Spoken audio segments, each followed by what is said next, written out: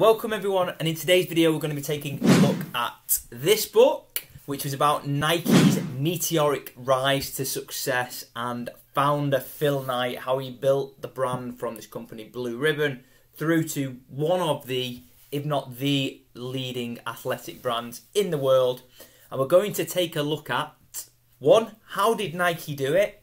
And number two, what can you learn in your life on a personal level and on a business level about the success that Nike have achieved? Let's go.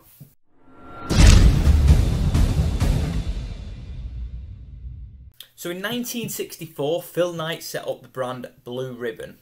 That company went on to become Nike and became the brand that we all know and love today. So how did Nike do it? So the first thing to say, it wasn't an overnight success, and whilst the company has made billions, the company actually, if you think about it, in 1964 is 60 years old. So it's been around for a long time.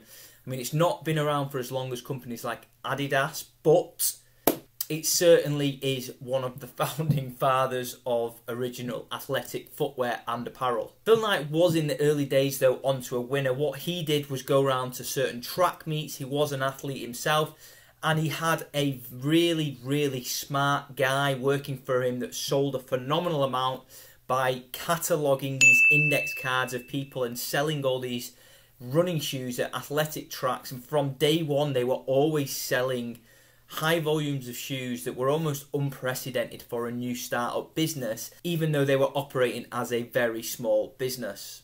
There were a number of factors that were instrumental in the growth of the company, which was Blue Ribbon at the time, and they were really onto what was known as influencer marketing. And in the early days, they had Bill Bowerman, who was a leading world-class athletic coach that was a co-founder of Nike, and they had Prefontaine, who was another champion athletic runner, and they started to get these people wearing the Nike brand, a market that was completely dominated by Adidas, even Puma at the time.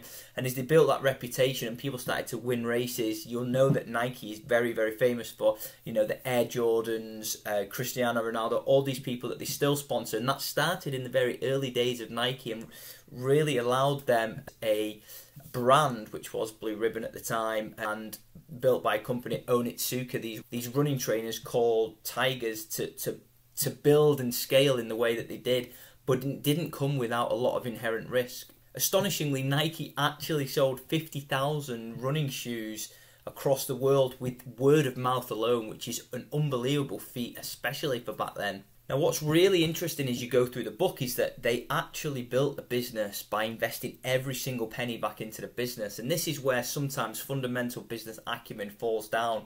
They were a company that was run very much like a Japanese company, and they were highly leveraged and had high amounts of debt. It had a 90% debt leverage within the company, which meant that everything was going back in. So much so that it talks to us about the book, they couldn't meet payroll some months, like factory workers. They had to get additional loans from other banks. They had to default on payments to like employees and stuff in the early days.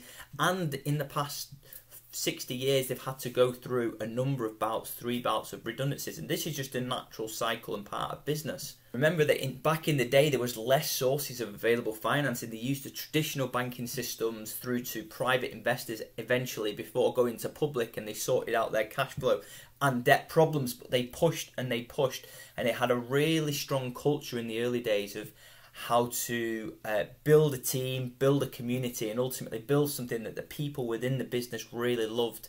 And so what can you learn from this book? Well, I think a number of things. Number one is to risk nothing is to risk everything. So many times this business was on the verge of bust. So many times they had to re-innovate, refinance. The company could not have been had they not had a little bit of luck. And this is one of the things that I've actually found from the book, which is that ultimately you need to combine luck with business acumen and smart people in order to grow and drive a business that you feel is going to achieve your ambitions, but also serve the wider public and focus on the customers. The other thing to say is having 1 or 2 very talented people, especially in the early days, can make the difference between making and breaking a company. If you have 2 people in the business and one isn't performing and one is in the very early days, it's just not going to work. But if you have 2 peak performance people, which they did in the very early days, then 3, then 4, then you can really grow and scale a business. And so what it actually comes down to is the recruitment cycle. Like, how well are you equipped to recruit the people into your business that you need, and what decisions can you make on their behaviours, and when they come into the business, how well can they perform in that business. And the last thing really you could take is that you need to take action. Taking action was the key to this. You look in the early days, Phil Knight was over in Japan when people weren't over there. There was a small number of people. They were the first person to invest in China and set up the factories in there. You know, they were traveling around Eastern Asia looking at opportunities all the time in the middle between Japan and their factories in China. They set up factories in Taiwan. They were always taking action. They were always making things work, making things happen. That's one of the key things that we find with this book. It's like they were always pushing the sales. They were always pushing the boundaries.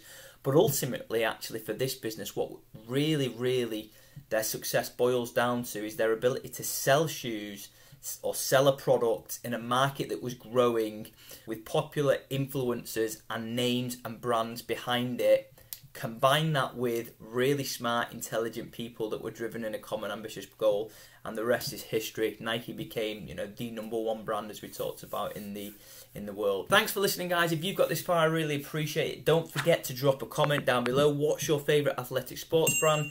Give this video a like, subscribe to the channel, and follow along on other social media. So we know the world is constantly changing, but it is becoming easier now than ever before to build a global brand. Take a look at Gymshark, a brand that 10 years ago did not exist and is doing billions in revenue now, and could one day become a competitor to a brand like Nike or Adidas. With hard work, perseverance, and overcoming the fear of failure, you can build any brand to anything, and the sky is the limit.